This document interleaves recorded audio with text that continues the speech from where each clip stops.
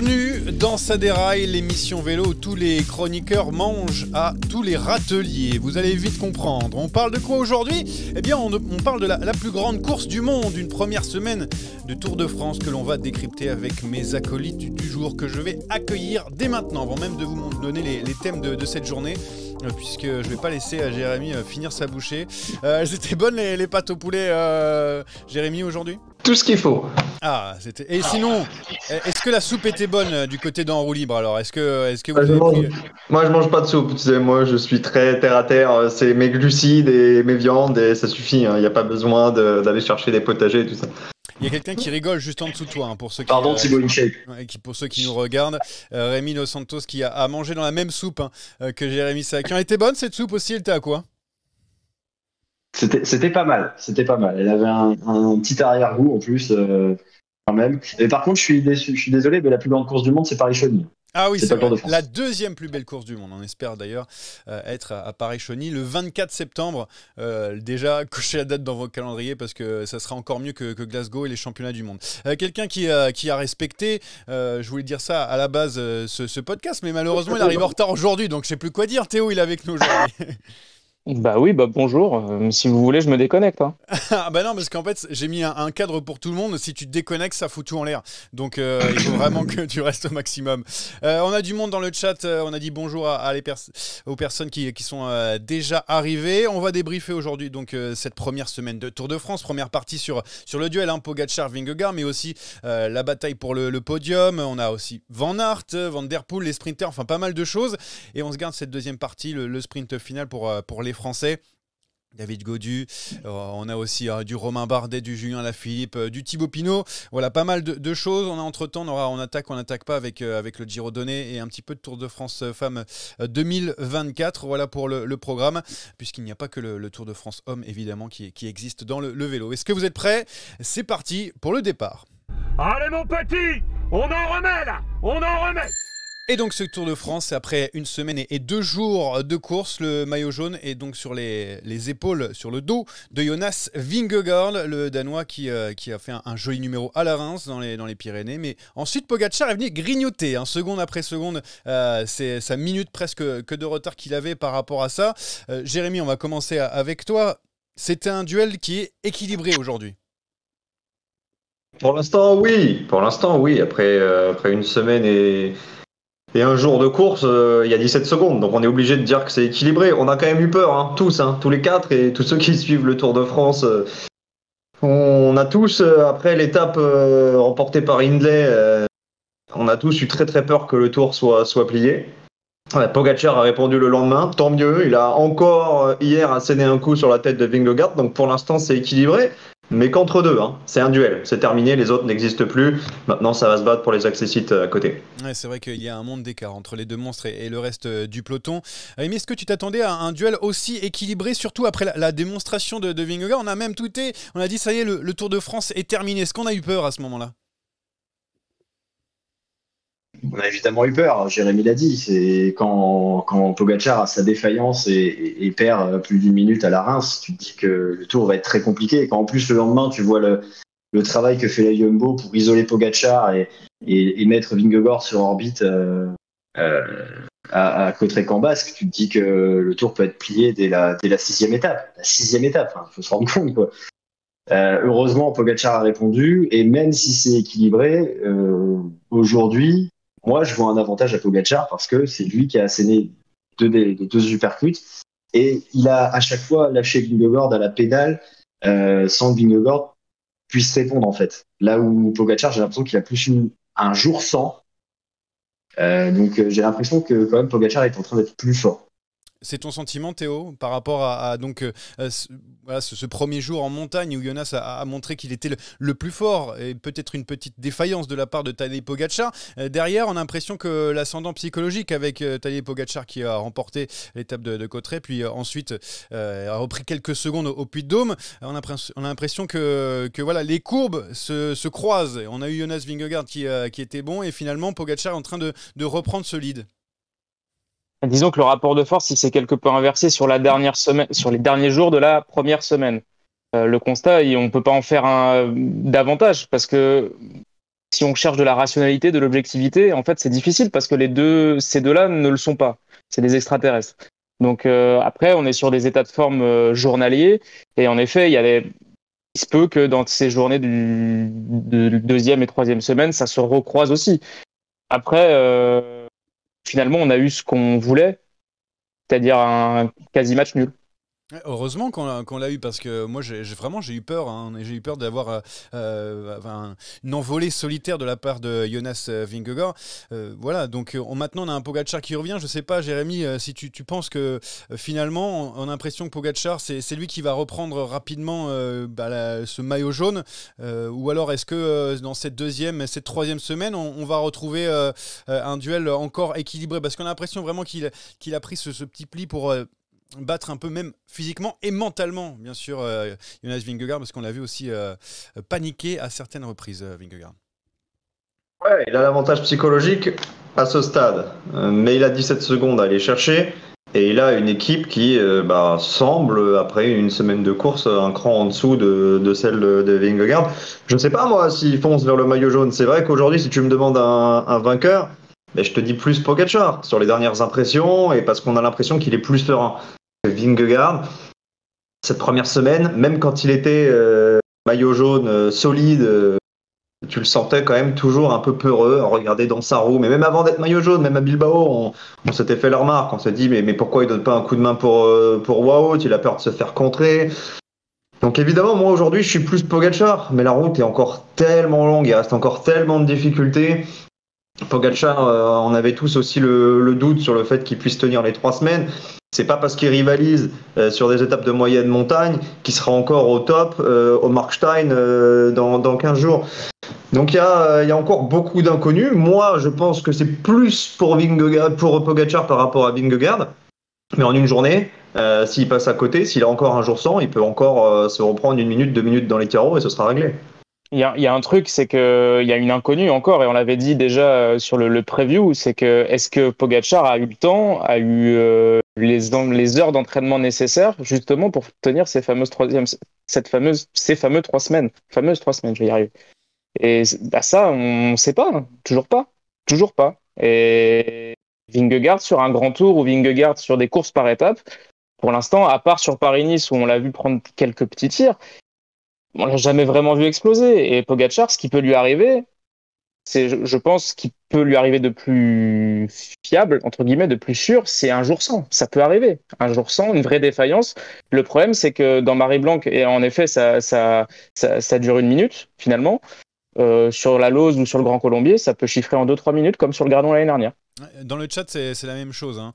On a plutôt confiance en Vingegaard parce qu'il est fiable. C'est un petit peu le mot autour du Danois. Ouais, c'est ça. Alors que Tadej Pogačar, c'est vrai qu'on l'a vu avoir un jour sans. On a eu aussi des doutes sur sa forme.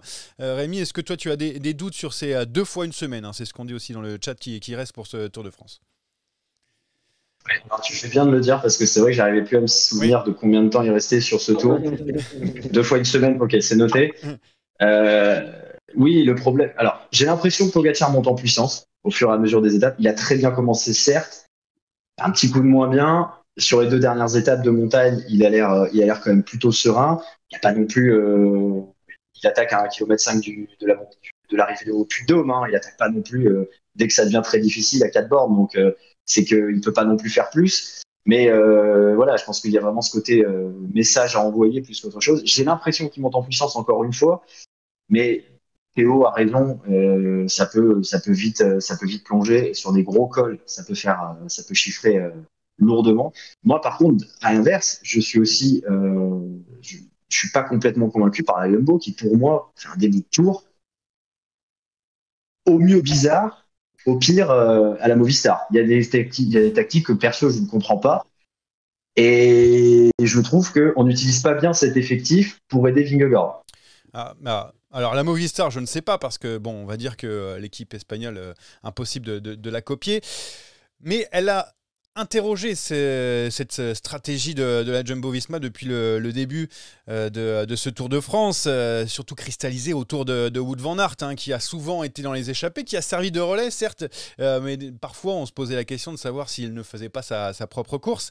Jérémy, t'en penses quoi sur cette Jumbo-Visma qui, par contre, j'ai l'impression a gagné la bataille face à UAE. On les voit toujours un petit peu en retrait. Je trouve que la Jumbo, c'est l'armada l'on connaît, mais une armada qui fait des choix parfois bizarres. Peut-être que tu vas nous dire que tout est parfait, mais on attend ton avis.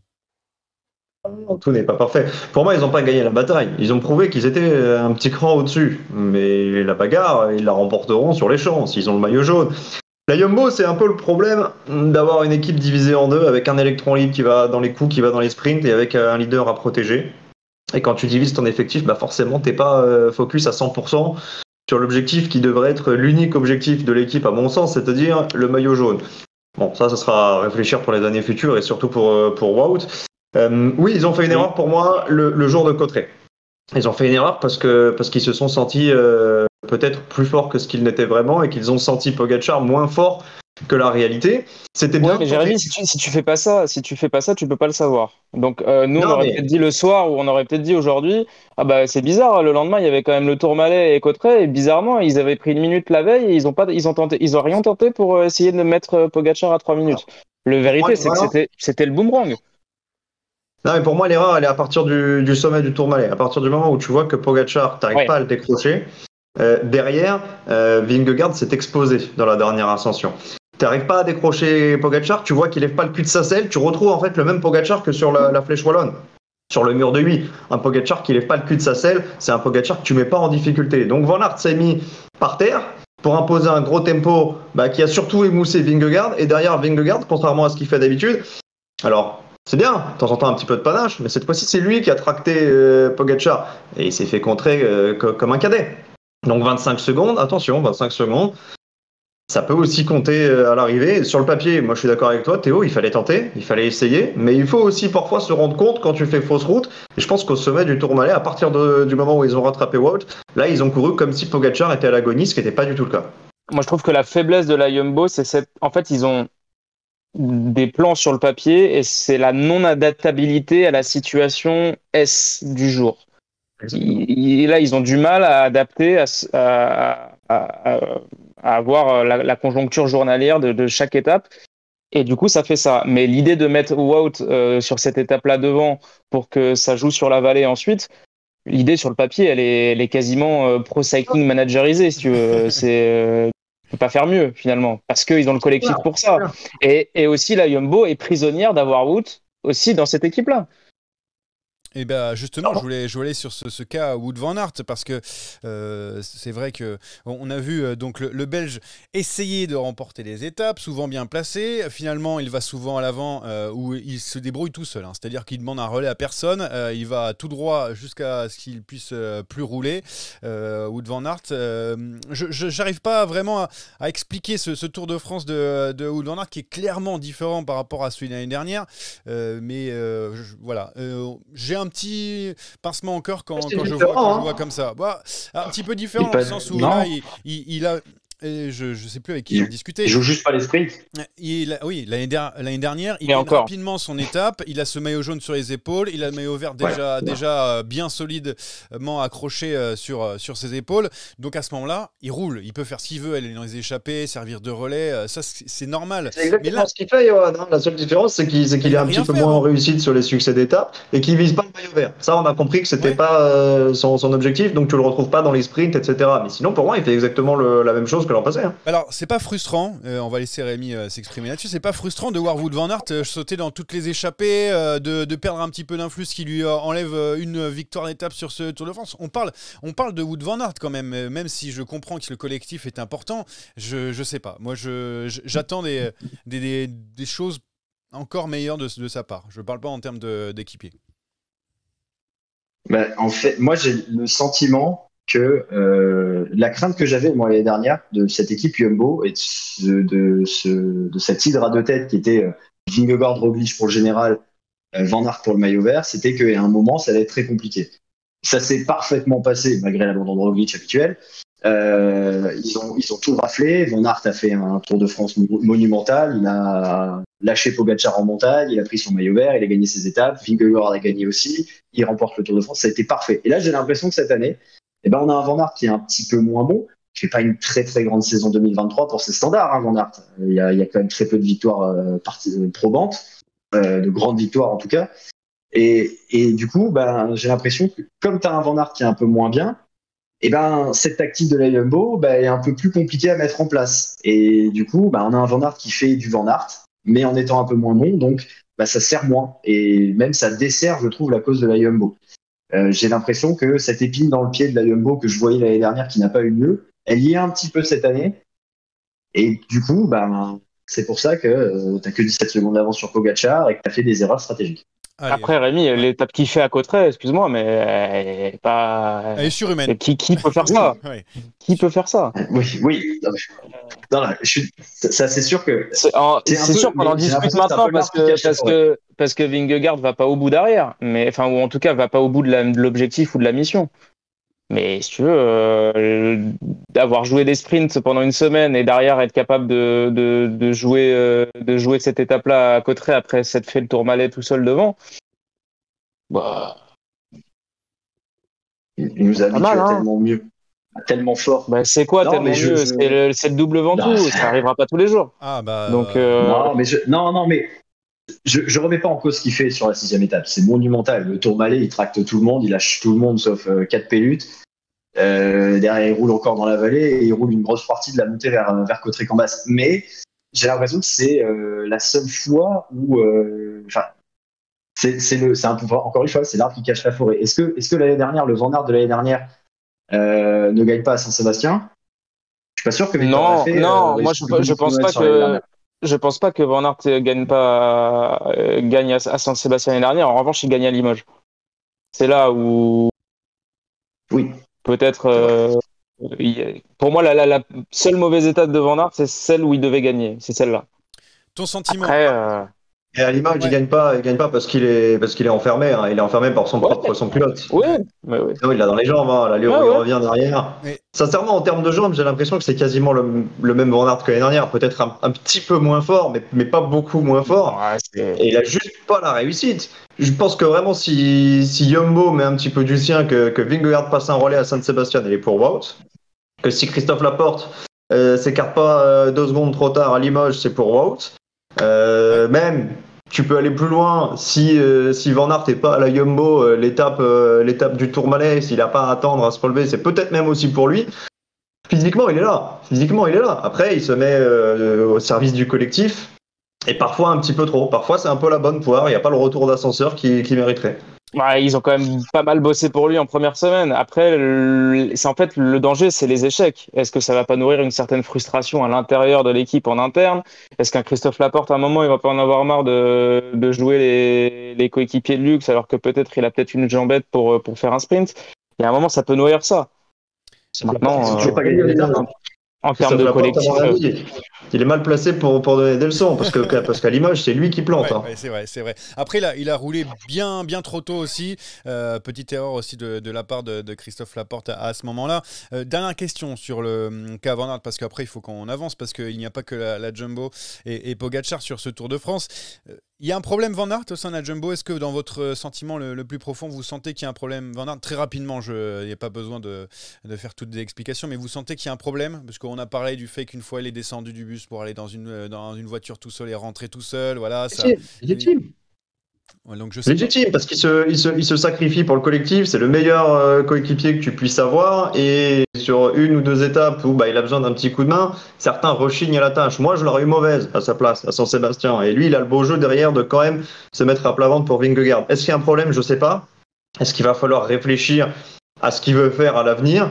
Ça, oui. Si ça lui plaît d'avoir l'équipe pour lui pour les classiques et derrière sur le Tour de France d'être dans ce rôle hybride, électron libre, sprinter, mais surtout coéquipier, mais qui reste à la Jumbo. S'il a envie de pouvoir s'exprimer à 100%, je suis certain qu'il y a plein d'équipes qui aimeraient l'avoir à sa disposition sur le Tour avec lui comme leader. Et là, il peut aller en chercher 5, 6, 7 sur un Tour de France. Ouais, pour moi, il doit changer d'équipe. Ah, changer d'équipe. Oui. Rémi? c'est vrai que la Jumbo lui rend quand même pas trop les trucs aussi. Hein. C'est vrai que je critique Van Aert tout à l'heure, mais les torts sont clairement partagés. Vingegaard, s'il roule à Saint-Sébastien, c'est pas la même. Laporte se rate à Limoges, il y a plein de choses. C'est vrai que pour l'instant, on lui rend quand même pas trop ce qui rend à cette équipe. La monnaie de Changer sa d'équipe, pièce. c'est une possibilité. Hein. Changer d'équipe. Ça, on aura le temps d'en discuter. Après, j'avoue que j'ai pas le contrat de Van Aert sous les yeux, donc je sais pas. Oui, après, Tu dois avoir je un dis ça contrat. sportivement, Ouais. hein, juste d'un point de vue Il doit encore avoir par au le moins biais 2 ans des, si c'est. des résultats et des possibilités. Ouais, et après, comme d'habitude, Christophe Laporte qui fait chez Jumbo gagne beaucoup plus et s'il va ailleurs, etc. Mais ça, c'est une autre histoire. Parenthèse faite, on va retourner sur le général parce que bon, on a vu les deux monstres qui, pour l'instant, tiennent pour l'instant se tiennent en quelques secondes. On a loin derrière d'autres coureurs, notamment Jay Hindley qui est sur le podium après sa belle opération à la Reims et sa victoire là-bas. Mais il y a aussi Simon Yates, Adam Yates aussi, un coéquipier de Pogacar. On a Rodriguez de chez Ineos. Voilà, on a pas mal de coureurs à côté. On a perdu Enric Mas et Carapaz très tôt dans le Tour de France dès la première étape. Du coup, qui tient la corde pour ce podium pour vous? Bon, on a compris qu'en termes de temps, c'est Jay Hindley, mais bon, Jérémy, tu mettrais une pièce sur qui? Qu'est-ce que tu vois dans ce Tour de France? Qu'est-ce qui te fait dire qu'il y aura un coureur qui reste sur le podium plus qu'un autre? Avant le Tour de France, j'avais mis ma petite pièce sur Jay Hindley. Ouais. Là, je suis déjà un peu moins sûr. Et pourtant, c'est lui, effectivement, qui, en termes de temps, est le mieux placé. Mais surtout grâce à son coup de génie de la Reims. Mais il m'a pas rassuré, ni hier, ni sur l'étape de Cauterets, où même si la réalisation est beaucoup restée sur Pogacar-Vingegaard, il a quand même été mis en difficulté par Carlos Rodriguez. J'ai l'impression que Simon Yates tient la grande forme, mais à confirmer sur 3 semaines. Et surtout, je suis très impressionné par le duo d'Ineos, Carlos Rodriguez, Tom Pidcock. Alors, je ne sais pas qui tiendra. J'ai l'impression que les états de forme sont mouvants. Mais je suis plus si certain d'un podium de Jay Hindley, même s'il a pris une petite option. Il y aura un match maintenant qui s'est réduit à 5. Ouais, alors La vraie surprise, c'est Rodriguez, clairement. Ouais, je regarde le classement Pour moi, À ce général. niveau-là, c'est complètement inattendu. Pour moi, la surprise, c'est plus Pidcock. Mais Rodriguez, c'est vrai qu'il est sur une pente très ascendante. Mais il y a quand même les prémices de la Vuelta l'année dernière. Il fait 7, il est devant. Il n'arrive pas de nulle part quand même, Rodriguez. Mais c'est vrai qu'il évolue un Ouais, très très bon niveau. on l'a pas trop vu de la saison, quoi. Même Non. si évidemment. C'est clair. Mais, Je donne juste le classement général pour le podium notamment. Donc Jay Hindley à 2 minutes 40 de la tête du général. Donc ça fait environ 1 minute 40 d'avance sur Carlos Rodriguez. Il a encore plus, donc ça fait presque 2 minutes sur Adam Yates, 2 minutes 15 sur Simon Yates et donc il y a presque 3 minutes sur Thomas Pidcock. Voilà donc pour le podium. On a vu, c'est vrai qu'un Pidcock qui allait de mieux en mieux, qui a un petit jour sans un peu plus tôt dans ce Tour de France, mais pour l'instant, c'est vrai qu'il est assez impressionnant, Tom Pidcock. Je ne sais pas ce que tu en penses, Rémi, mais hier au Puy-de-Dôme, c'était sans doute le troisième homme. En tout cas, il avait l'air très bien. Il finit mieux que Rodriguez, hein, parce qu'il reprend quelques secondes sur le haut. Pas grand-chose, hein, mais il est en train de s'affirmer là où on a la confirmation que Bernal est un coéquipier dans cette équipe, que Daniel Felipe Martinez ne serait jamais un leader sur un grand tour. Voilà, il monte lui aussi en puissance. Ne pas oublier qu'hier, ça reste une course de côte. Hein. Oui, tout à fait. Voilà, pas une étape de montagne. Hein. Attention. Hein. Ça a bien aidé, c'est sûr. J'attends de voir quand même, mais c'est vrai qu'il est assez impressionnant. Moi, je suis plus, je reste quand même plus convaincu par Rodriguez sur les 3 semaines pour Ineos, pour jouer la 3e place en tout cas. Après, Pidcock, s'il jouait comme ça, il sera facile en top 10 et c'est, je pense, déjà pas mal pour un coureur de ce calibre et de ce calibre. C'est réducteur ce que je dis. Je veux dire avec multitâche quoi. Il fait tout Tom Pidcock et je ne pensais pas aussi vite potentiel top 10 d'un grand tour. Et qu'est-ce qu'on peut faire du côté d'Ineos? Alors maintenant, on a 2 têtes pour l'équipe britannique. On a perdu Bernal, donc peut-être un peu une déception, mais là maintenant, il aide ses coéquipiers. On a aussi Felipe Martinez qui est encore là, qui est un très bon coureur, Katowski, Marfrey, enfin bref, il y a beaucoup de monde, Castroviejo aussi qui est encore pas mal au général, qui grimpe assez bien. Qu'est-ce qu'on fait quand on est Ineos? Quand on a vu ce qu'a fait Jane Hindley lors de l'étape de la Reims, qu'est-ce qu'on peut faire pour essayer de bousculer la hiérarchie? Quand je parle de la hiérarchie, on oublie les 2 premiers, ça c'est sûr. Bien sûr qu'on oublie les 2 premiers. Là, on est vraiment sur un match, on est un match pour la 3e place.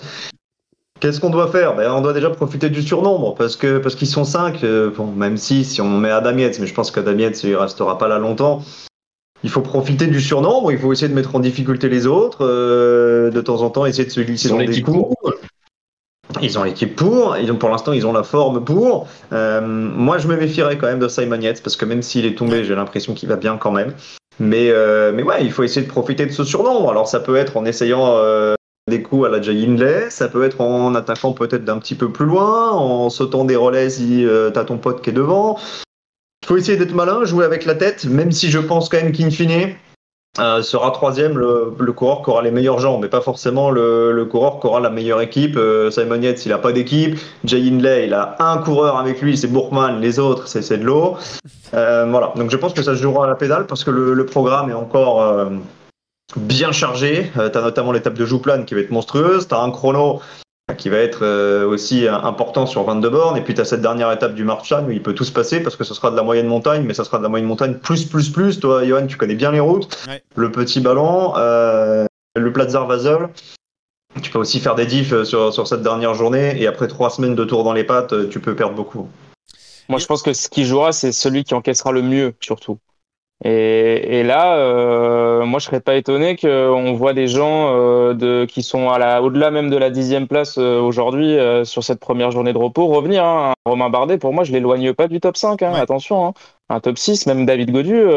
Tout le monde dit les Français sont aux fraises après hier. Bah, excusez-moi, mais les frères Yates, en termes de garantie sur 3 semaines, c'est pas non plus le contrat de confiance, hein, comme dirait Darty. Donc, il y a un moment, Hindley, c'est celui qui a construit le mieux sa préparation sur les routes du Tour en disant qu'il visait cette 3e semaine. Il l'avait montré sur le Giro qu'il a gagné, il l'a gagné en 3e semaine aussi. Donc là, je dirais avantage d'Hindley également. Mais faut pas écarter tout le monde. Hein. Pidcock, un jour sans, ça peut chiffrer en 5-6 minutes. Hein. Les Yates, des craquantes, ils en ont fait. Donc ça reste quand même très ouvert malgré les écarts qu'il y a déjà. Et d'ailleurs, oui, vas-y. Sur le podium, ça commence à chiffrer. Hein. Il y a plus de 4 minutes. Hein, donc, mais regarde ce qui reste encore. Hein. Ah ouais, je sais, mais bon, 4 minutes et 6 mecs à remonter, quoi. Je vais devoir le répéter, hein. C'est embêtant, mais c'est quand même 2 fois une semaine qui reste, donc attendons avant de porter des conclusions. C'est ça. Je suis obligé de le répéter parce qu'à chaque fois, les gens oublient. Donc heureusement, dans le chat, on me le rappelle assez régulièrement. Et surtout, il y a des étapes de transition, hormis les étapes de montagne, qui sont pas si faciles que ça. Hein. Et il faudra soit laisser le moins d'énergie possible sur ces étapes-là, ou soit peut-être t'es pas à l'abri qu'il y ait un coup de Trafalgar qui se trame aussi par des mecs qui sont 10, 12, 13, 14e et qui, avec un gros coup à la Hindley, une étape qui est pas sur le papier, qui est pas, on se dit pas c'est l'étape reine du Tour, mais ça peut être vite le bazar ce genre d'étape. Ouais, et dans tout ça, on a notamment Adam Yates dans ce classement général qui est là coéquipier de Pogacar, avec Pogacar parce que je le vois pas trop travailler, je sais pas. J'ai point d'interrogation sur Adam Yates qui a l'air de faire plus sa course plus que d'aider tailler Pogacar. Après bon, la plupart du temps. Je pense pas qu'il fasse sa course, je pense juste qu'il subit. Il subit parce qu'il n'est pas en mesure d'aider vraiment Pogacar. Quand ça s'explique à la pédale, c'est Pogacar, Vingegaard et basta. Et entre-temps, Jumbo a fait le ménage. Donc pour l'instant, il ne sert à rien. Bon, maintenant qu'on a fait ce classement général, on a aussi les personnes qui ont disparu de ce classement général, mais je ne parle pas que du général. Attention, je parle des déceptions. On a parlé de Bernal, Egan Bernal, qui a été l'une des déceptions. Après, c'est vrai qu'on n'en attendait pas non plus monts et merveilles, mais il a vite craqué, le Colombien, vainqueur du Tour de France en 2019. Il y a d'autres déceptions dans ce Tour de France. Quelles sont-elles? Jérémy, est-ce que tu as noté une petite déception, toi, sur ce Tour de France? Pour le général ou pour tout? Pour tout. On parlait du général juste avant, mais là, je donne Bernal pour le général. Après, il y en a Ouais, d'autres non, aussi. Bernal, pour moi, c'est pas une déception, Ouais. parce qu'on en avait déjà parlé. J'avais pas spécifiquement d'attente sur lui. Je suis déjà content de le revoir sur le tour. Donc, Laisse-le, faudra c'était son gros coup du général à Johan. Chut, Ouais. chut, j'avais mis podium. Allez, c'est bon. Du coup, non, tes déceptions, à part le Montparis. Non, déception, bah, il y en a une, même si je pense que lui considère pas son tour comme une déception, parce que la mission a été largement accomplie sur cette première semaine avec 3 victoires d'étape dans l'équipe, mais c'est Mathieu Van Der Poel. Je l'attendais mieux sur les 2 étapes basques. Je l'attendais aussi peut-être à Limoges pour faire son sprint. Il en a décidé autrement. Il a préféré jouer à la carte Philipsen parce que le maillot vert est une priorité absolue chez Alpecin. Et puis je l'attendais dans l'échappée. Je te cache pas. Saint-Léonard-de-Noblat, Puy-de-Dôme, c'est l'étape Poulidor. Ça fait des mois qu'on sait qu'il y aura cet hommage à Poulidor. Il était super ému sur le podium. Moi, je l'attendais devant. Il s'est fait avoir comme un bleu. Donc pour l'instant, malgré ces très beaux lancements pour Philipsen, oui, je le trouve un peu en deçà des attentes. Bon, avant de parler de vos déceptions, on va rester sur Mathieu Van Der Poel, qui est maintenant seulement devenu un poisson pilote. En fait, Mathieu Van Der Poel, c'est plus le coureur qui gagne les monuments, c'est un poisson pilote sur le Tour de France. Bon, je rigole, mais on n'est pas loin quand même. Théo ou Rémi? Sans Je avis. sais pas, Théo, si tu veux. Non, mais surtout, hein, n'hésitez Non, pas. bah, évidemment, tu caricatures, mais c'est vrai que il ne brille pour l'instant sur ce tour que via ce rôle de poisson pilote qu'il fait de manière extraordinaire, autoritaire aussi. Hein, Girmay peut en témoigner, mais c'est vrai qu'on en attend un petit peu plus. C'est Van Der Poel. Je peux pas tirer sur Van Aert sans en mettre une à Van Der Poel qui. Oui. Déjà pour moi les aurait pu premières faire ce étapes. sprint à Limoges. Alors Premières étapes, il n'est pas là aussi, alors qu'on attendait, il faisait partie, même si c'était dur, Ouais, il faisait partie c'est ça. des favoris. c'est ça. Enfin, il gagne à Mur de Bretagne en 2021. Tu t'attends à ce qu'il puisse faire la même chose cette année. Enfin, on sent quand même que c'est plus. Il arrive moins à faire des différences qu'il a pu faire. Hein. Cette première semaine en 2021, il vole au-dessus de tout le monde et il est monstrueux. Et un petit peu rentré dans le rang là-dessus. Alors après, mec qui est loin de celui qui gagne les monuments, il a quand même gagné un petit peu cette année, donc c'est pas si mal. Mais c'est vrai que c'est décevant. On attend plus de Van Der Poel. Tiens, en parlant du duel Wout van Aert, Mathieu Van Der Poel, victoire de Wout van Aert pour le duel sur les réseaux sociaux du coéquipier, de l'équipier de la semaine sur le Tour de France. Wout van Aert a devancé Mathieu Van Der Poel, Michael Morkov et Emmanuel Bourman. Voilà, donc ça compte dans le palmarès. C'est pour Anthony Nicolas qui est dans le chat, qui adore parler de ce duel depuis maintenant des mois et des années. Déception, ça y est, on repasse. Alors dans le chat, on donnait des déceptions. Landa, O'Connor, Juan P. Lopez, c'est vrai. O'Connor, on en parlera peut-être un peu plus tard dans les Français. Mikel Landa, c'est vrai. Juan P. Lopez, bon, pas vraiment. Je pense qu'il découvre un petit peu. Théo, vas-y, enchaîne avec tes déceptions. Pas que Moi, j'en avais deux, justement, un peu en accord avec Samy. Je suis une au général pour O'Connor, que je voyais quand même bien mieux après son Dauphiné. Landa, c'est vrai. Même si c'est pas non plus vraiment mort, alors que O'Connor, c'est quand même beaucoup plus compliqué. Et moi, j'en ai quand même une sur la première semaine. Elle est française, malheureusement, c'est Julien. On le craignait un peu, même si on avait des indices comme quoi ça revenait bien, et lui le disait aussi. Il y a quand même un gap entre peser un petit peu et y en manquer un petit peu, et vraiment être à ce point pas en mesure de jouer. En fait, je le pensais plus proche, clairement, d'aller chercher quelque chose, et en fait on voit bien qu'il essaye, mais que sur cette première semaine ça reste trop court. Oui, justement, donc Julien Lafilippe, donc je l'avais noté, mais on en parlera donc dans la deuxième partie, alors qu'on a perdu Rémi là. Je ne sais pas où il est parti. Moi j'avais noté Fabio Jakobsen, je ne sais pas pour vous, parce qu'on va passer aussi à cette partie de sprint. Fabio Jakobsen, grosse déception. Rémi, je ne sais pas si tu nous as écouté depuis tout à l'heure, mais Jakobsen, on attendait quand même un mec qui devait tenir la dragée haute à Jasper Philipsen. Bon, bah pour l'instant, faire un top 10, c'est pas mal pour lui. Il fait 4 sur le premier sprint massif, mais c'est décevant, attention, c'est décevant. Après, il tombe à Nogaro et il n'a pas l'air parfaitement remis de cette chute, mais ça reste décevant, évidemment. On attendait le duel Jakobsen-Philipsen, Jakobsen paraissait même au-dessus. Voilà, c'est 3-0, quoi. Et puis c'est 3-0 large, quoi. Donc c'est vrai que c'est décevant. La Soudal Quick-Step, c'est pas un très beau début de tour, hein. À l'image de Julien aussi, hein, comme le disait Théo, c'est toute l'équipe qui est quand même qui est pas vraiment au rendez-vous. Une déception globale pour la Soudal Quick Step. Du coup, alors Jérémy, tu m'avais noté aussi un petit peu Groenewegen, mais ça nous permet de parler du sprint, parce que finalement, on est en train de dire que tous les sprinteurs sont quasiment décevants, parce qu'il y en a un qui rafle tout depuis le début de ce Tour de France, même si Mats Pedersen a gagné à Limoges. Jasper Philipsen, 3 victoires déjà.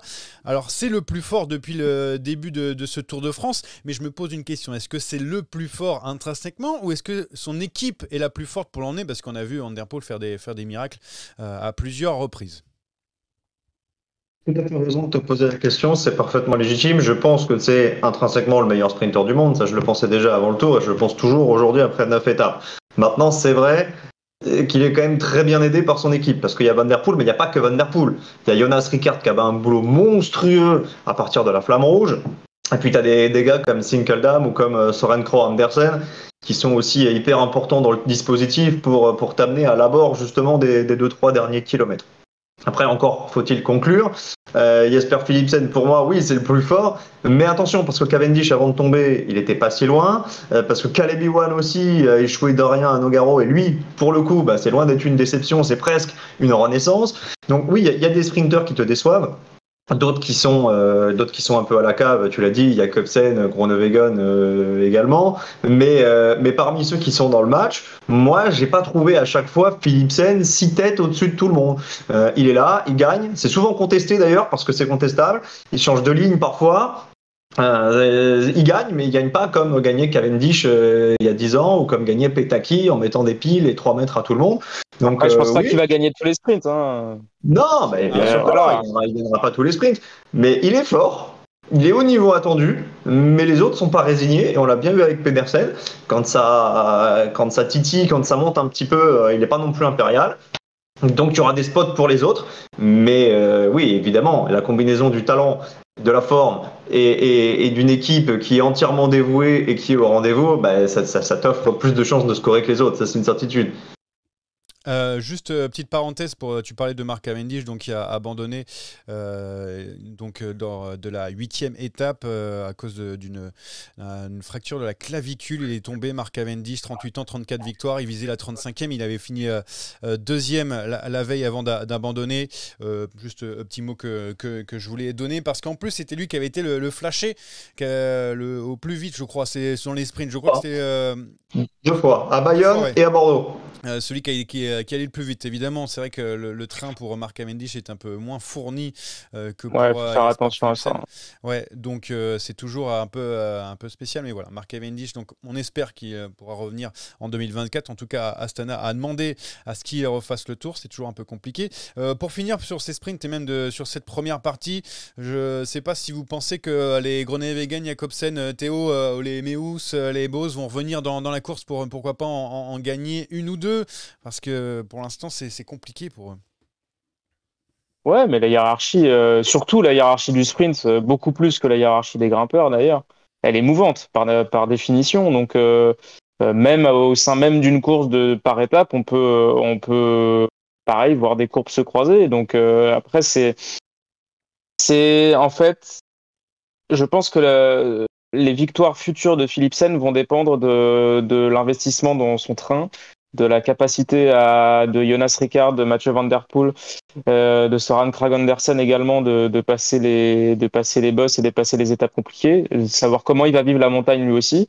Et un jour, il se peut que les trains se perdent aussi, qu'il y ait des retards à l'allumage. Et derrière, ils sont pas mauvais. Attention, ils sont pas mauvais. Et derrière, c'est Brian Cocard au classement du maillot vert, qui a 100 points de classement du maillot vert. Attends, moi je fais que dire les maillot vert pour le coup, c'est fini. Ah oui, c'est finito, à 100 points d'avance sur Brian Cocard, qui est la menace numéro 1 pour Jasper Philipsen. J'ai oublié de parler aussi d'Ewan, on a Guilherme aussi qui a réussi à faire un podium, mais qui a aussi été assez décevant.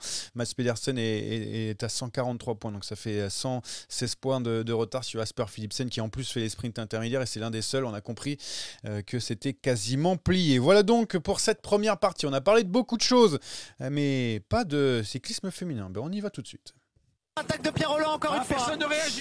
On n'attaque pas, donc avec une rubrique 100% féminine aujourd'hui, puisqu'on parlera du Giro donné. On va parler tout de suite même du Giro donné, remporté par Annemiek van Vleuten pour la 4e fois de sa carrière, pour la 2e fois de suite.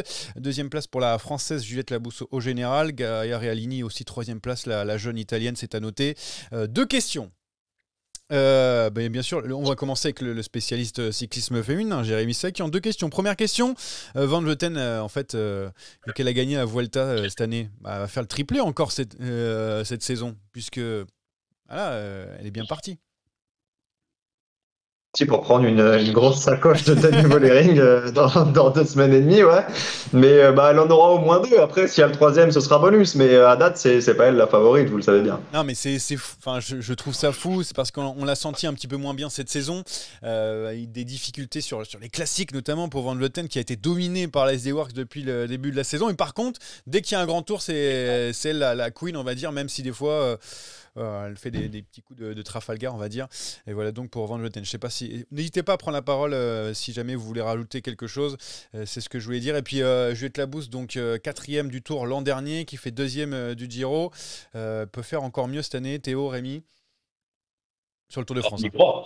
Moi j'y crois énormément. Sa 4e place l'année dernière était déjà magnifique. Même si tu sentais qu'elle pouvait pas du tout faire mieux, elle était vraiment en dessous des 3 sur le podium. Là, pourquoi pas. Bon, elle bat Persico ou Cécile Utrup-Ludwig, donc c'est pas n'importe quoi. À voir après quels sont les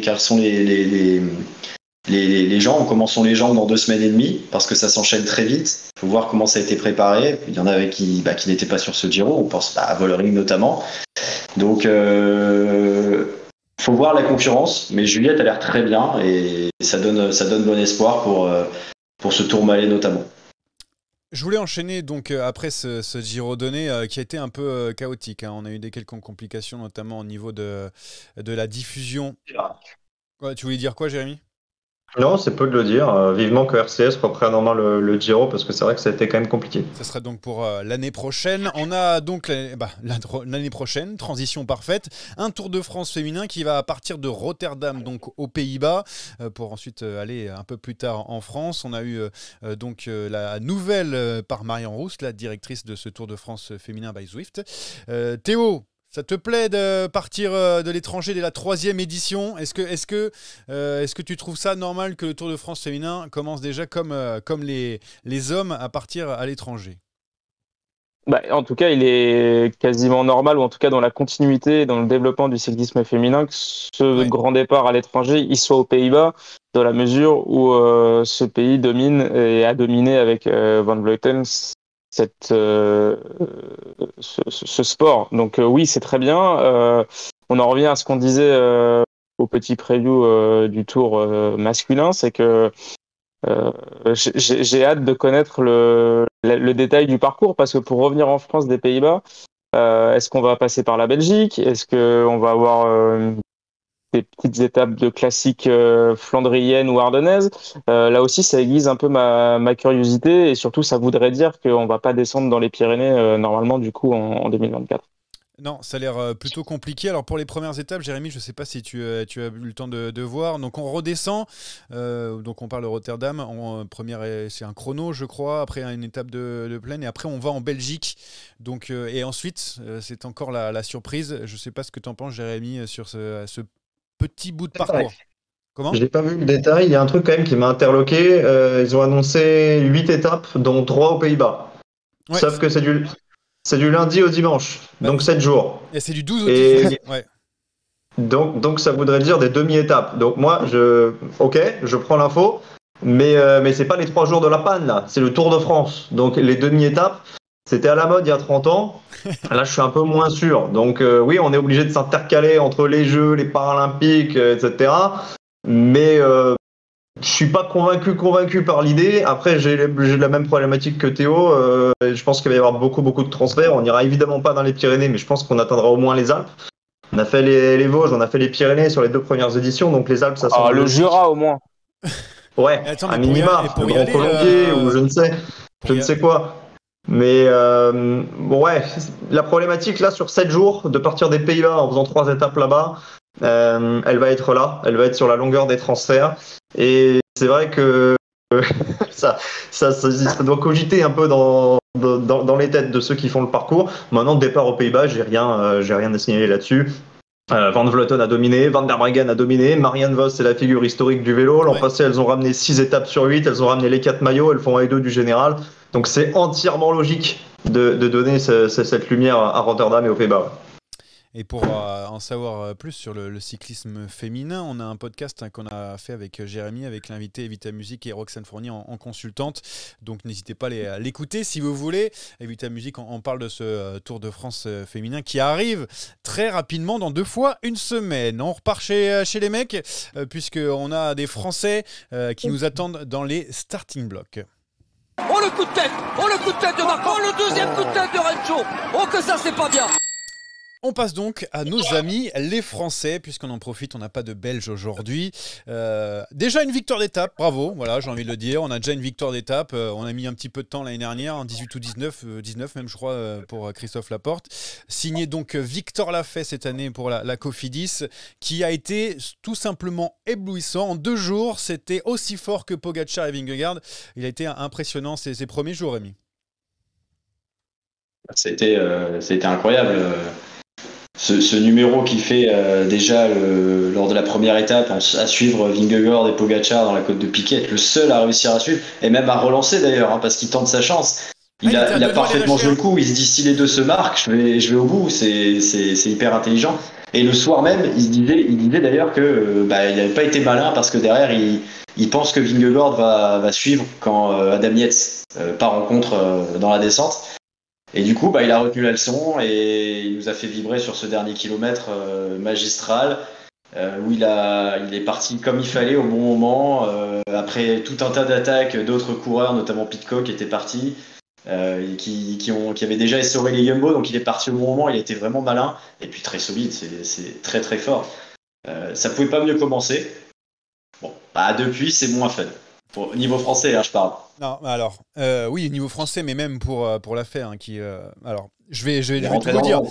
J'ai été très intrigué des propos de la Cofidis, de la stratégie de la Cofidis. Alors, intrigué déjà par rapport au fait que Victor Lafay, le lendemain, a été marqué quelques points au sprint intermédiaire pour garder ce maillot vert. On lui a dit non, c'était pas prévu. Il aurait plutôt mieux fait de rester au chaud. Bon, je trouvais ça un petit peu bizarre de lui dire ça, parce qu'un maillot vert pour une équipe Cofidis qui n'avait plus gagné depuis 15 ans, c'est déjà ça de prix. Puis ensuite, on a dit Victor, on va le garder parce qu'on va peut-être jouer le général avec lui parce qu'on ne sait pas, il a l'air fort en ce moment, mais ils connaissent même plus leur coureur en fait. Alors je dis un petit peu de tout, hein, mais j'ai trouvé ça très bizarre le début de Tour de France de la Cofidis et du staff. Je ne sais pas si certains ont envie de rebondir sur mes propos par rapport à ça.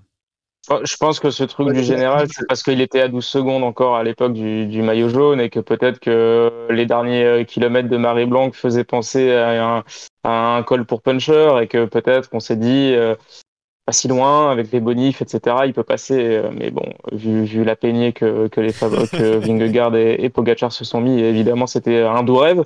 Et puis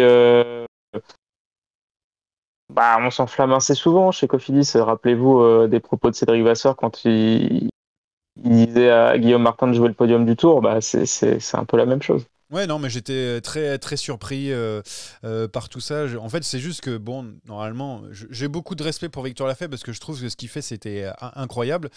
Mais de là à dire on va essayer de jouer le général avec lui, ça m'a paru bizarre. Jérémy, tu voulais répondre à tout ça? Non, pas. En général, Victor Lafay avait dit que lui il se sentait pas capable, donc même si on essaye de lui faire croire et qu'on lui monte le crâne, il est resté très lucide par rapport à ça. La polémique sur le maillot vert, pour moi c'est ridicule. Ça lui a rien coûté. Il a fait 4 km devant, il allait prendre 20 points, ce qui lui a permis en plus de gratter une journée en plus en vert pour 1 point. Enfin, ils étaient à égalité, mais donc sans ça, il aurait laissé le vert un jour avant à Philipsen. Ça fait toujours ça de plus d'exposition pour le sponsor. Très sincèrement, je pense que c'était malvenu et qu'on a regretté les propos tenus à chaud. Bon, lui le joue, le général. Vraiment, lui, c'est David Gaudu qui a fait de ce Tour de France son objectif cette année. Et un podium, en tout cas, c'est ce qu'il espérait pouvoir avoir. Ce n'est pas terminé, évidemment, mais il était plutôt en retrait dans cette première semaine. 8e donc, du général à 6 minutes de Vingegaard, mais à 3 minutes 20 du podium. La question, elle est très simple. Rémi, il n'y a plus d'espoir pour David Gaudu? Pour le podium, évidemment.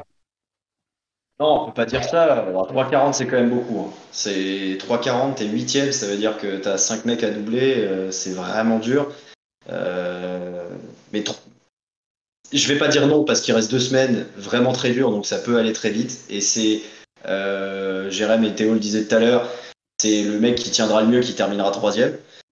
Maintenant, je peux pas m'empêcher d'être très sceptique et d'être encore plus sceptique qu'avant le Tour de France. Le Dauphiné, c'était une chose, il revenait de stage, il n'était pas encore en forme, et le but, c'était d'être en forme 3 fois une semaine après, pas de souci.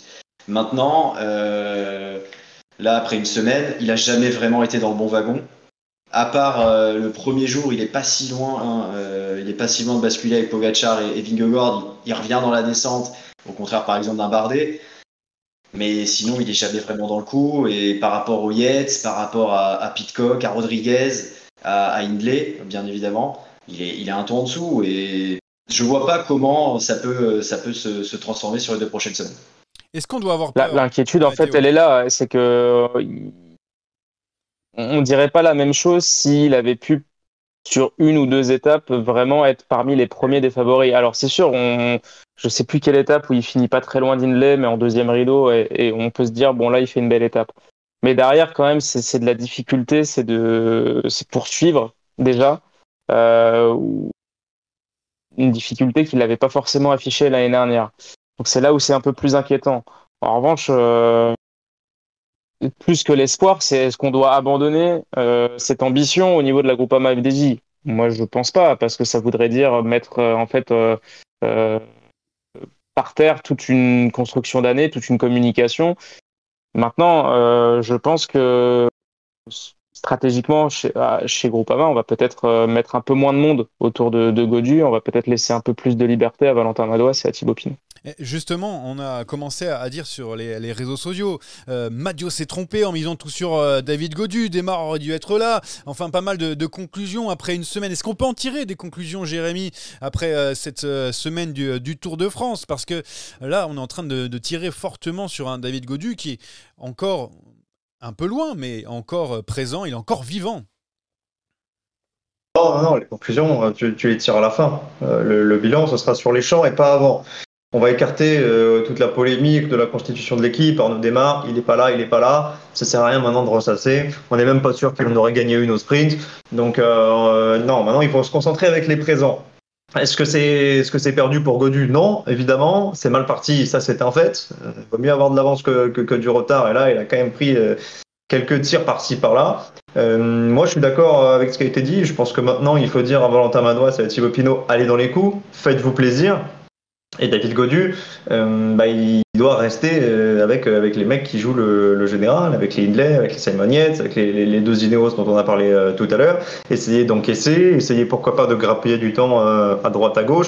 Et c'est comme ça qu'on arrivera petit à petit à rehausser le bilan. S'il y a une victoire d'étape de Pinot, on le sait tous, le Tour de la Groupama il sera réussi. Il suffit d'une.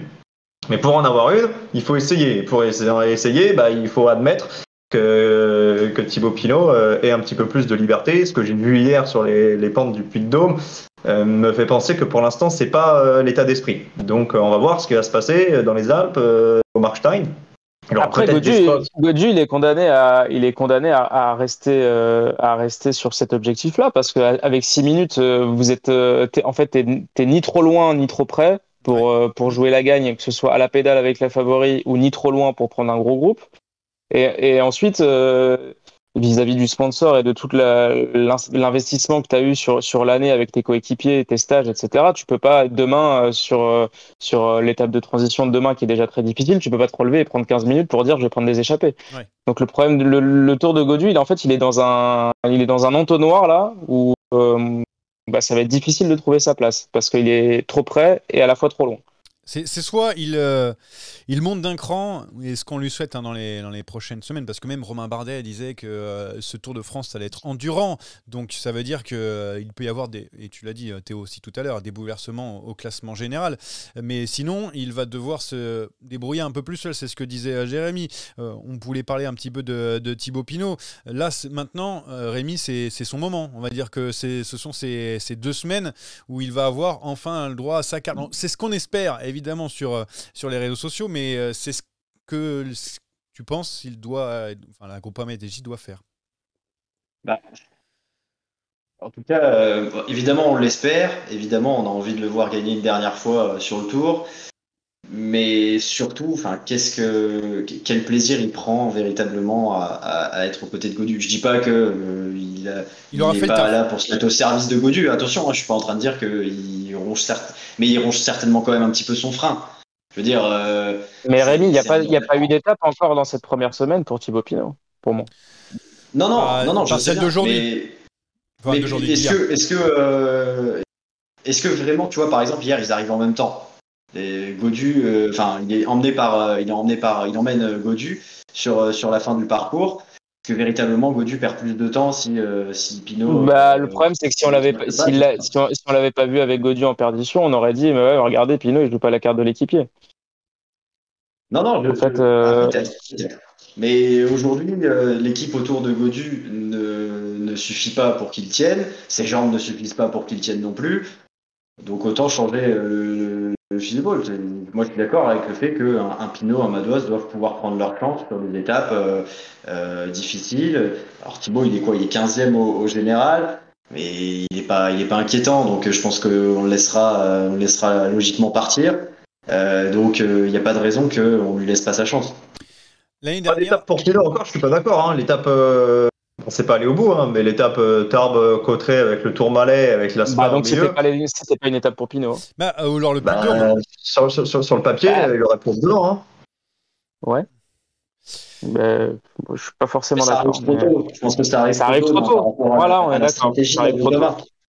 Bon. En fait, tu vas faire quoi ? Tu vas faire all-in sur une ou deux étapes comme l'an passé à Châtel, et si ça foire, c'est 0. Tu sais très bien que c'est le all-in de la 3e semaine, où tu sais très bien que les niveaux, je rappelle quand même que les peignées de Vingegaard et de Pogačar, elles sont exceptionnelles, elles sont mystiques peut-être même. Je rappelle que normalement, en 3e semaine, on est plutôt sur du plafonnement et sur de la récup et sur de la récupération, sur de la fatigue. Donc normalement le niveau baisse un petit peu, ou en tout cas il se nivelle. Il y a que sur Pro Cycling Manager où on a une forme plus 5 en 3e semaine. Et c'est là où pour moi les Thibaut Pinot et les Romain Bardet vont ne serait-ce que un petit peu élever leur niveau, en tout cas par rapport à la concurrence. En tout cas je l'espère. Moi c'est ce qui me fait encore espérer. Et pour moi les étapes que vise Thibaut, je pense qu'il en a certaines. Pour moi, elles sont en 3e semaine. Il y a évidemment le Markstein qui ne sera pas loin de chez lui. Et dans les Alpes, il y a quand même de très belles étapes. Et pour moi, je suis pas d'accord avec toi. L'étape de Cauterets, elle est, comme tu l'as dit, elle est trop tôt. Elle est trop tôt, ne serait-ce que par les intérêts internes de la Groupama FDJ. Et elle est trop tôt par rapport aux autres, où l'effet de la fatigue n'est pas forcément le même sur les organismes. 2021-2022, Pogačar et Vingegaard, c'était pas leur combat. Les 2 dernières étapes des Pyrénées à chaque fois, les 2 dernières étapes de chaque tour, c'était pour eux, ils n'ont rien laissé. Ouais, je suis d'accord avec toi. Après, Tadej a dit on va jouer autrement parce qu'on ne veut pas jouer tous les lièvres à la fois. Et peut-être que la stratégie va un petit peu changer, j'en doute quand même. Petite question, on se pose dans le chat. La concurrence, Jérémy, si tu peux répondre très rapidement par rapport à ça. On dit que la concurrence pour le podium est plus féroce cette année que l'année dernière, avec des Hindley, avec des Yates, avec Rodriguez, qu'on n'attendait pas, mais un leader d'Indeos dans le coup, par rapport au Thomas, Adam Yates qui était déjà l'année dernière, Quintana et autres. Qu'est-ce que tu en penses par rapport à ça ? C'est ce qu'on pose comme question. L'année dernière, tu avais une configuration où tu avais Geraint Thomas qui était dans l'entre-deux. Il suivait un peu plus longtemps les 2 autres. Donc, tu avais un 3e qui était vraiment le 3e plus fort. Là, c'est plus flou. Est-ce que ça veut dire que le niveau est plus haut ? Je ne sais pas. Ouais. C'est simplement que l'écart est plus grand entre les 2 et les autres et que tu n'as personne vraiment qui sort du lot pour l'instant. pour l'instant. Moi, c'est la densité qui me paraît plus forte, Ouais. peut-être. On parlait des 10 premiers, hein, même si c'est éloigné les temps, mais c'est parce qu'on a une première semaine difficile. Mais c'est vrai que les forces en présence sont assez similaires depuis le début de ce tour, en espérant que ça penche du côté de David Gaudu. Et pourquoi pas Romain Bardet, 10e du général. Je voulais déjà l'enterrer. Mais Théo tout à l'heure a dit attention à Romain Bardet qui est encore dans le coup. Moi, personnellement, mon avis, c'est que j'en ai un petit peu marre de voir Romain Bardet se batailler pour faire 8e, 9e, 10e du tour. J'aurais bien envie qu'il fasse comme Michael Woods, par exemple, qu'on a vu gagner en haut du Puy-de-Dôme et en remporter une belle pour le Français. Mais bon, Théo, tu disais tout à l'heure, ce n'est pas terminé pour Romain Bardet. Alors, essaye de nous faire croire qu'on doit y croire. Mais il a toujours montré que, même à l'époque de ses podiums 2016, 2017, même 2018, on a tendance à oublier 2018, mais pour lui, il rate son tour, sauf que physiquement, c'est peut-être un des tours où il était le plus fort dans ses données de puissance. Donc voilà, le niveau depuis ces années-là a évidemment augmenté. Romain Bardet, toute sa carrière, il l'a construite en jouant des classements généraux de 3 semaines. Donc il a l'habitude de ça. On parlait de sa fiabilité dans le preview du tour. C'est un mec qui a l'habitude en tout cas, de moins flancher que les autres en 3e semaine.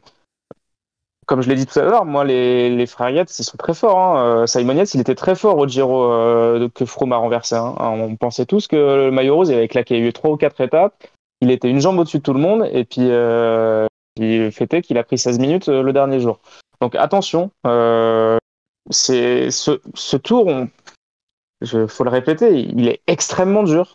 Il est extrêmement dur. Donc, moi, ça me surprendrait pas qu'un mec du top 10, le dernier week-end ou le dernier jour, il prenne 5 ou 6 minutes.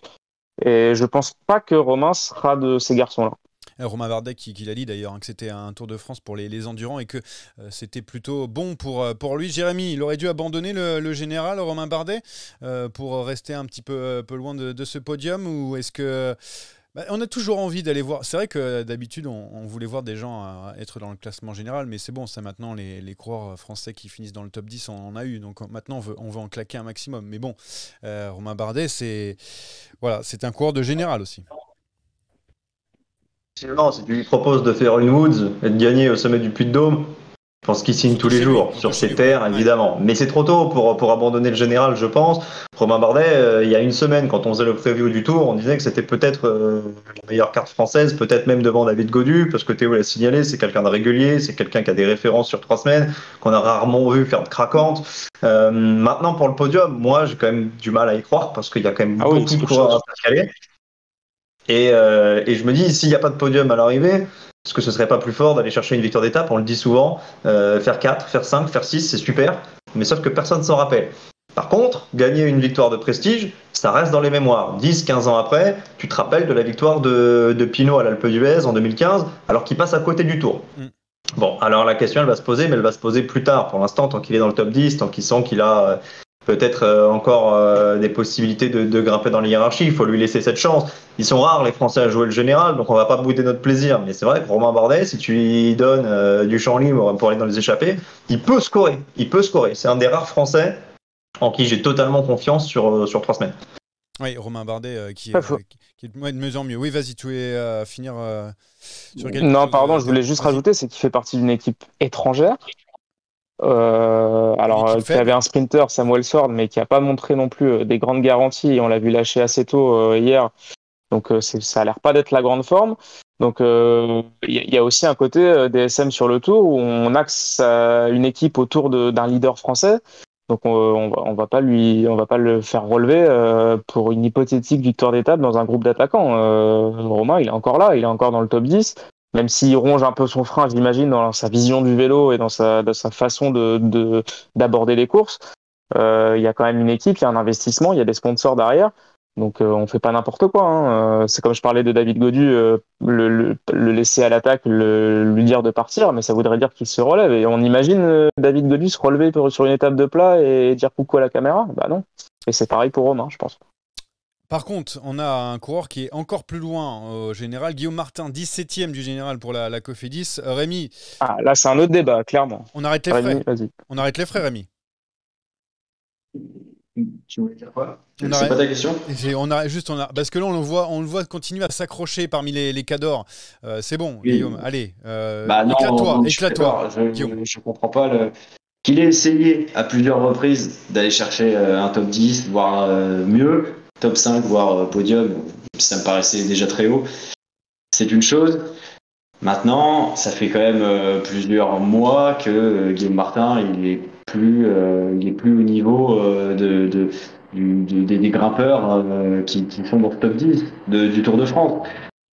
Je comprends pas l'intérêt de pas se relever un coup et là pour le coup, bah justement d'attaquer et d'aller chercher des étapes difficiles. Il y en a des belles à aller gagner. Je comprends pas. Est-ce que c'est Cofidis qui insiste? Est-ce que c'est lui qui y croit toujours et qui veut tenter d'aller le plus loin possible? Je sais pas, mais on a déjà eu ce débat plusieurs fois sur Guillaume Martin, et que ce soit sur le Tour de France ou même sur la Vuelta. Je me souviens il y a quelques années, on en avait parlé. C'est pas si mal hein, d'aller gagner des victoires d'étape. Hein. C'est quand même intéressant. La Vuelta où il va remporter le meilleur grimpeur. Bon, il gagne pas d'étape. Mais il était à l'attaque, il s'est souvent montré, il finit avec un maillot distinctif. Bah, une petite victoire d'étape sur le Tour de France, je pense que c'est pas mal. Je suis sur le net dans le chat qui dit ça va faire beaucoup de clients hein, pour les victoires sur 3 semaines. On a noté beaucoup. On enchaîne parce qu'il faut terminer cette partie assez vite. Maintenant, on va direction AG2R. On t'a entendu tout à l'heure sur la déception. Théo, donc tu vas prendre la main sur cette question. Est-ce qu'on s'est pas trompé du côté d'AG2R Citroën en misant sur Ben O'Connor alors qu'on a l'impression qu'il y avait un Félix Gall qui a été très très bon sur le Tour de Suisse et qui a montré qu'il est grimpé plutôt bien sur ce Tour de France. Est-ce qu'on s'est pas trompé de leader? Non, on s'est pas trompé parce que sur le papier, Ben O'Connor, il avait toutes les garanties pour commencer ce tour en tant que leader. Il a déjà fait 4 du Tour, il fait 3 du Dauphiné en étant vraiment pas mal, notamment sur l'étape de la Croix de Fer et de la Bastille sur le dimanche. Donc non, la vraie question qu'on doit se poser à l'intérieur de cette équipe, c'est qu'est-ce qui se passe? Et ça, je pense qu'ils n'ont pas la réponse. Lui-même ne doit pas vraiment avoir la réponse parce que j'ai l'impression qu'il avait tout bien fait. Il n'est pas tombé. Si, il est tombé, mais de manière pas gravissime visiblement. En termes de prépa, ça s'est passé plutôt bien. Donc ouais, ça me fait penser un peu au tour de Romain Bardet qu'il avait sauvé encore à l'époque d'AG2R, qu'il avait sauvé avec son maillot à pois sur la fin, où on se disait bah ça va sourire et puis en fait voilà ça arrive des contre-performances, faut pas l'oublier. Ben O'Connor qui est souvent le premier lâché, mais pour l'instant il s'accroche encore à un espoir de bon classement général. Le top 10 c'est encore possible. Pareil pour un Mikel Landa d'ailleurs hein, par exemple. Ouais, pour un Mikel Landa aussi on a dit dans les déceptions aussi. On a parlé de Miguel Landa. On a parlé aussi dans ces déceptions de Julien Alaphilippe. Allez, on termine avec le français qui a été à l'avant, qui a été offensif. C'était trop dur, Jérémy. Trop dur pour Julien. C'est la confirmation du déclassement d'Alaphilippe. Hein. Qu'est-ce que tu veux que je te dise? Après, globalement, sur le premier week-end, tous les punchers ont été mis en difficulté. Ça a été vraiment pour les coureurs du classement général. Tu as retrouvé les frères Yates, tu as retrouvé Vingegaard, Pogacar. La seule éclaircie, c'est Victor Lafay. On s'est un peu tous demandé comment il avait fait ça. Mais oui, Alaphilippe, on le sait, hein, maintenant, c'est plus un coureur 5 étoiles, c'est un coureur 3, 4 étoiles et il brille quand le gratin mondial n'est pas là ou quand il est un petit peu moins bien, il y aura encore des possibilités. Ce qu'on peut pas lui enlever à Alaphilippe, c'est qu'il essaye, c'est qu'il tente. Encore hier, il a essayé de relancer l'allure, il a loupé le bon coup. Bon, voilà, c'est comme ça. Il faut pas lâcher l'affaire. Ça peut tourner, ça peut sourire. Mais oui, c'est qu'une confirmation. Il y a pas, on tombe pas des nues quoi. Hein. C'est le Tour de France, tout le monde est à 100%, les meilleurs sont là. Donc tu observes une certaine logique par rapport aux derniers mois, tout simplement. Après, c'est vrai que le niveau est très élevé, mais on se rappelle de Julien Alaphilippe capable de briller en montagne. On l'a vu gagner, avoir ce maillot à pois. Théo, toi tu le notais dans tes déceptions. Je sais pas, parce que moi, en fait, je sais que c'est difficile en montagne, mais des fois, il est lâché très tôt avant même des coureurs qui sont pas forcément les plus grands grimpeurs de ce peloton. Ça fait quand même de la peine de voir Julien Alaphilippe être à ce niveau, malheureusement. Bah oui, et puis les numéros de Julien en montagne à l'époque avec son maillot à pois, puis avec son maillot jaune, ça remonte quand même à 4, 5, 6 ans. Il y avait de la jeunesse, il y avait de la fougue, il y avait de l'envie, il y avait du panache. il y avait surtout, comme tu l'as dit, une concurrence qui était un peu moins forte.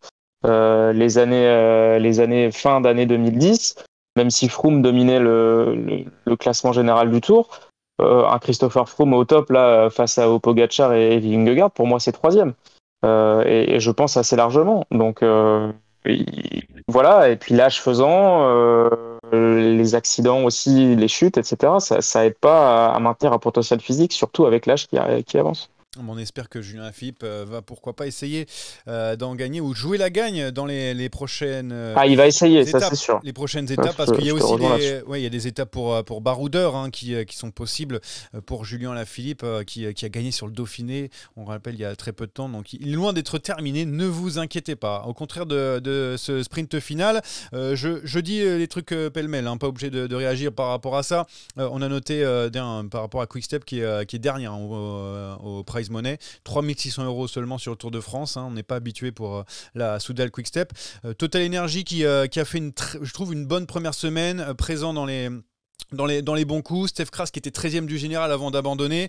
J'ai enlevé Peter Sagan, je vais pas pour moi il fait plus partie de l'équipe, mais on a vu des coureurs à l'avant, Pierre Latour encore 2e du Puy-de-Dôme, donc je trouve pas ça trop mal. Voilà, le petit pouce levé pour Jérémy. Et Arkea Samsic un peu difficile pour Arkea Samsic, mais il y a une 4e place au sprint pour Luca Mozzato, donc voilà, j'en retire ça, même si on attend encore de voir Barguil. Voilà, j'avais fait tout le tour, pêle-mêle. C'est ton tour, Jérémy. Là, c'est l'heure du quiz. On y va ? On va faire un bien beau bilan, donc passons à la suite. La belle 4e place de Luca Mozzato. Orchestré par moi-même. J'ai pas compris la question, c'est Luca Mozzato qui va peut-être faire partie du sprint du quiz, pardon, Jérémy.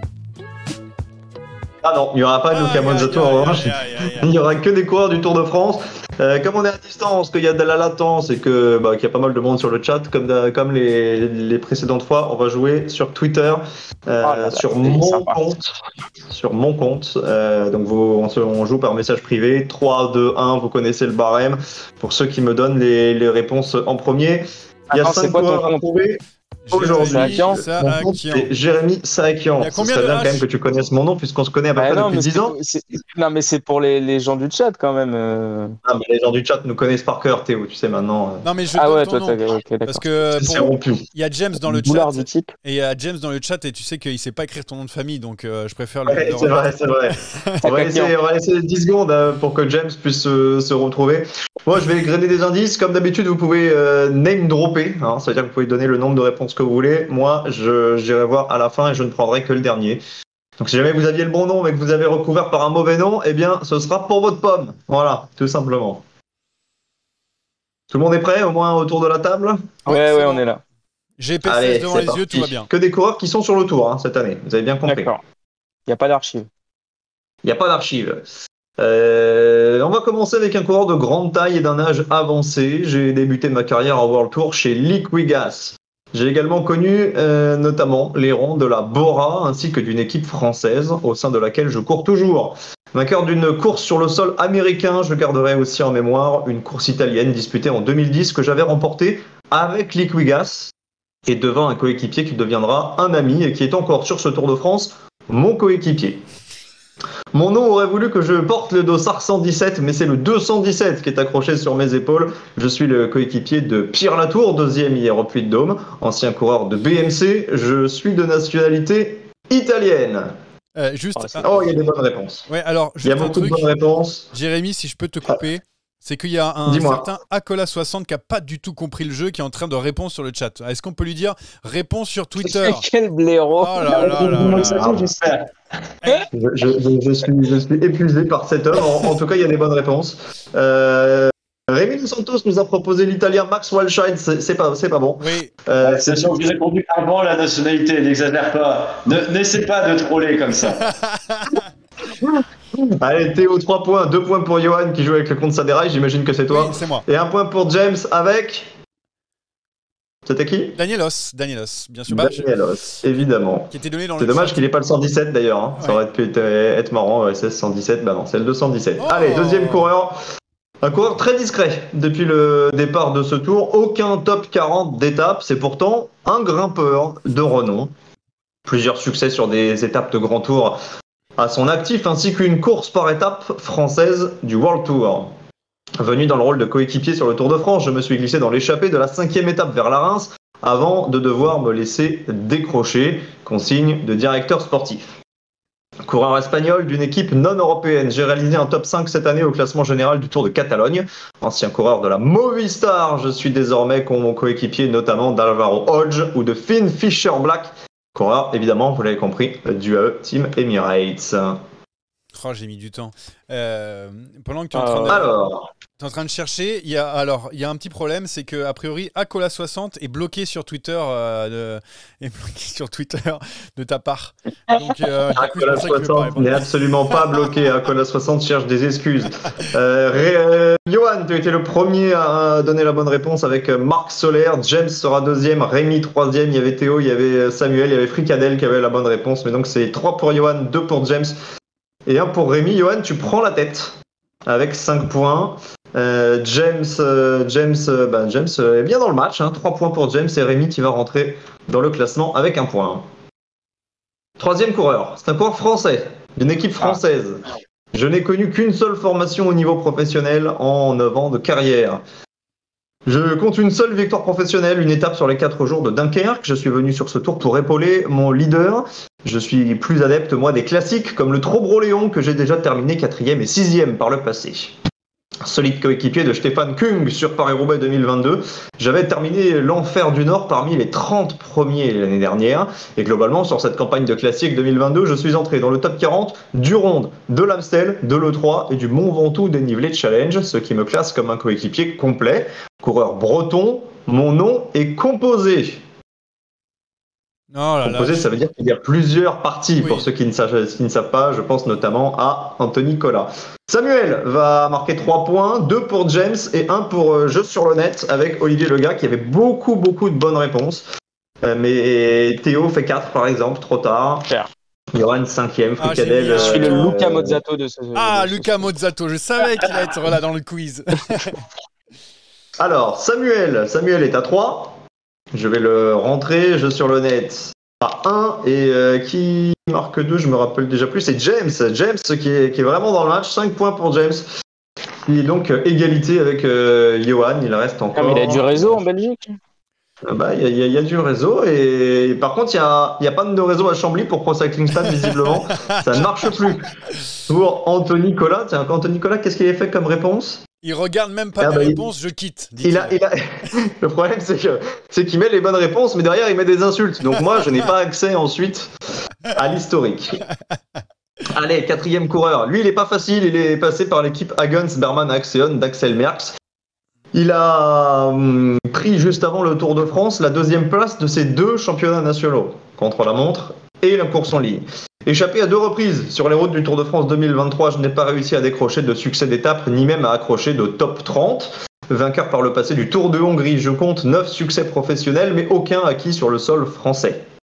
Coureur de la structure Israël depuis 2017, je n'ai connu aucune autre équipe au niveau World Tour. 5e du Grand Prix La Marseillaise en début de saison, mes initiales sont KN, et je suis issu d'un pays balte, plutôt grand par la taille, je mesure 1m89.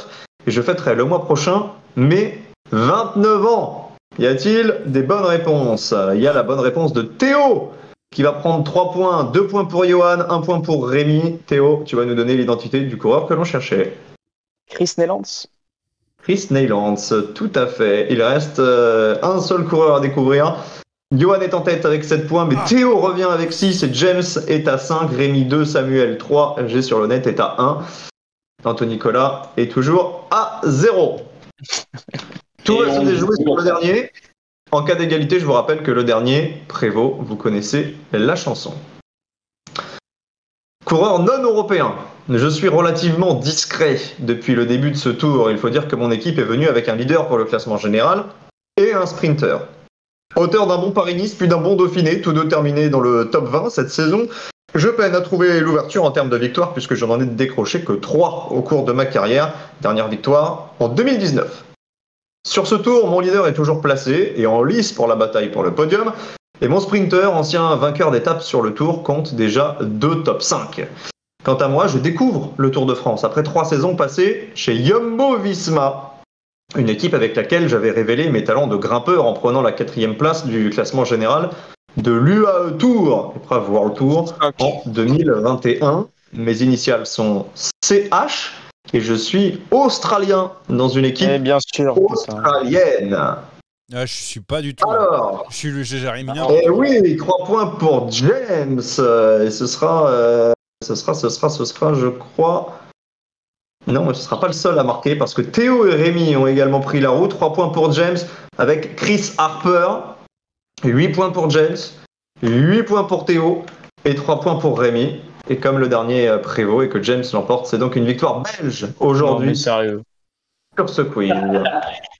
C'est terrible. Bravo à lui. Bien tenté, Hamilton, nous avait demandé Julien. C'est vrai que Chris Hamilton, il a les mêmes initiales, mais lui n'est pas passé par la Jumbo-Visma. Deuxième victoire. À quel moment on choisit un Belge au détriment d'un Français, par contre? Ouais, c'est vrai, ça. C'est surtout que. Depuis quand? Sur ce... Je suis désolé Théo, les règles sont les règles. Rules are rules. Tu connais la chanson. Sur ce plateau, normalement. Mais en tout cas, beau match. Hein. 8-8-7. Johan s'est écroulé en 3e semaine, tel un vulgaire Simon Yates sur le Giro. J'ai été Simon Yates. Deuxième victoire au quiz de cette année pour James, qui marque donc des points. On va passer très rapidement, bravo à lui d'ailleurs au passage et bravo à tous ceux qui ont participé, au pari pour l'étape de demain avant de terminer ce podcast du jour. Ah, c'est même pas vrai. Podcast sponsorisé, vous le savez, par The Bet. Je sais qu'on s'est pris quelques critiques ces derniers temps par rapport au fait qu'on est sponsorisé par un site de paris sportif. D'ailleurs, n'oubliez pas le code promo SADERAIL lors de votre inscription tout attaché en majuscule. Et vous avez votre premier dépôt doublé jusqu'à 100 €. Ça veut dire, vous mettez 20 € par exemple et hop, ça vous fait 40 € dans la pocket. Voilà. Semaine après semaine, tu continues de nous prendre pour des débiles. Hein. Non, c'est pour que tout le monde puisse comprendre un petit peu les règles. On a fait aussi gagner des free bets pendant ce Tour de France, voilà. Donc on prend beaucoup d'argent grâce à vous, merci. Mais il faut bien payer le salaire d'Anthony Nicolas, salaire en bière évidemment, et le salaire de Jérémy Sakian qui est en bonnet péruvien, donc faut le faire. Il faut directement le commander en Pérou. Il vient jusqu'ici, ça vaut une blinde ça. Et les cachets, bien sûr, les cachets de Rémi, de Théo, qui sont maintenant de plus en plus chers, puisque déjà Rémi part à la concurrence pour prendre encore plus d'argent. Et Théo a 12 employeurs environ pour payer son loyer. Voilà donc pour ce petit préambule, et on va parler donc sur l'étape de demain, donc entre Vulcania et Issoire, une étape de transition. Alors échappé ou sprinter, je ne sais pas encore, mais on va essayer de savoir ce que vous mettez pour demain. Bah Rémi, étant donné qu'il est parti aux toilettes, Jérémy... moi, je vois bien un top 3 de Julien Alaphilippe. Ah, qui va partir dans les Japon. Ah non, mais alors là, je m'y attendais pas. Le retour. Il est parti prendre un bonnet péruvien. Bon, bien sûr, c'est grâce à tous les free bets sur The Bet. Et voilà, bravo. On met pas en visio Anthony parce qu'il a une bière à la main et c'est interdit, donc on peut pas le faire. Il y a un petit pompon en plus, tu vois, on est bien là. Il est très joli, Donc alors du coup, Rémi, alors qu'on lui demandait ce qu'il allait mettre pour demain, il s'est complètement barré. Donc du coup, on va demander à... non, Rémi est de retour. Alors qu'est-ce que tu nous mets? Rui Costa. Non, t'as pas du tout Anthony. Autant pour moi, je pensais que tu m'avais entendu. J'ai dit top 3 à la Philippe. Top 3 à la Philippe. Alors, oula, top 3 à la Philippe. On va aller Philippe. dans l'échappée. C'est l'échappée qui va l'ouvrir. Qui est à 6. Théo.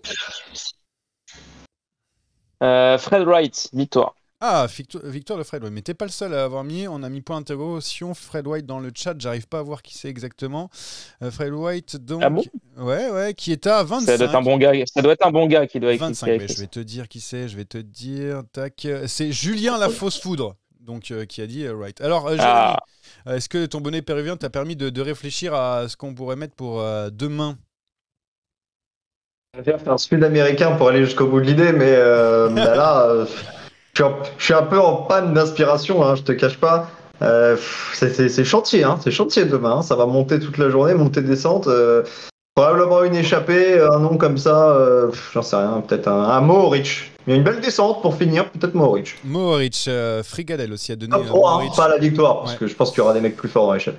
Du coup, donc pour le top 3, je suis en train de chercher qu'est-ce que je pourrais mettre là. On a donné donc Mohoric, donc Cavagna. On a donné Cavagna aussi dans le chat. Puis moi, je. Ouais, Cavagna. Bah, du coup, je sais pas. Moi, je vais donner podium de Valentin Ferron. Voilà, pour demain, c'est peut-être possible. Pas gagnant, je sens pas. Ouais, bah écoute, podium de Valentin Ferron à 45. Je vous fais faire perdre beaucoup d'argent grâce à ça.